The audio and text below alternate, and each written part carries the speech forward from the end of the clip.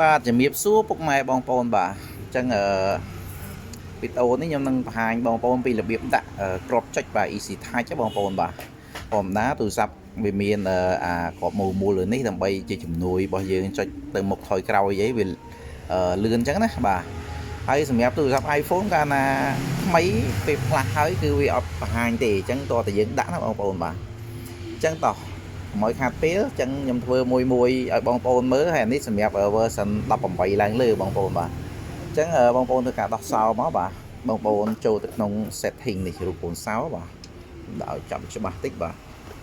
setting រួចហើយបងប្អូនអូសចុះក្រោមបាទរកពាក្យនេះបើវានៅលើអញ្ចេះយើងចុចចូលតែម្ដង accessibility បងប្អូនបាទយើងអូសវាបន្តិចមកសិនក៏បានហើយយើងចុចចូលលើវារូបមនុស្សឆ្កាងដៃហ្នឹងបាទដាក់ច្បាស់ហ្នឹងបាទចុចលើវាបាទយើងមកដល់កន្លែងហ្នឹងហើយបងប្អូនបងប្អូនមើលខាងក្រោមនេះឥឡូវអូសដាក់កដាទីស្រួលមើលបាទរូបម្រាមដៃច្អល់នេះដាក់ពាក្យថា touch បងប្អូនណា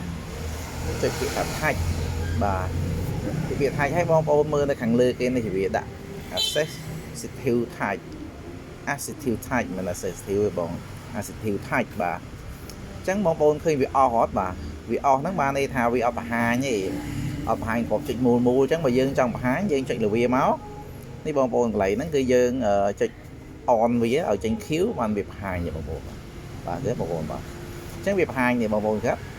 នេះអញ្ចឹងបើសិនណាជាវាតែអស់គឺវាបាត់ទៅវិញបងប្អូនកន្លែងហ្នឹងបាទអញ្ចឹងយើងចង់បានវាយើង on វាមកគឺវាបើកទៅបងប្អូនครับបងប្អូនបាទហើយនេះជា option វាដែលយើងអាចសេរីបានលើកន្លែងយើងថាយើងចុចអាហ្នឹងឲ្យជាប់ឲ្យវាចេញអីអញ្ចឹងណាឧទាហរណ៍នេះបើ long press ឲ្យចេញអីបាទឲ្យចេញកាមេរ៉ាអញ្ចឹងបើបងប្អូនចុចអាហ្នឹង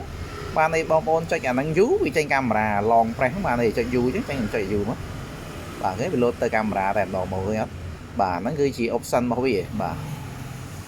អញ្ចឹងខ្ញុំបែកថយក្រោយវិញបាទអានេះคลิកម្ដងគឺទៅ menu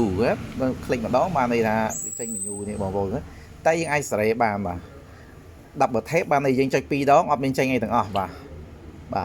តែយើងចង់ឲ្យថាចុចលើអាហ្នឹង2ដងឲ្យវាចេញអីទៀតយើងអាចសេរីបានទេបងប្អូនបាទអញ្ចឹងបងប្អូនសេរីបងប្អូនទេឲ្យវា restart ម៉ាស៊ីនឬក៏វាមិនអញ្ចឹង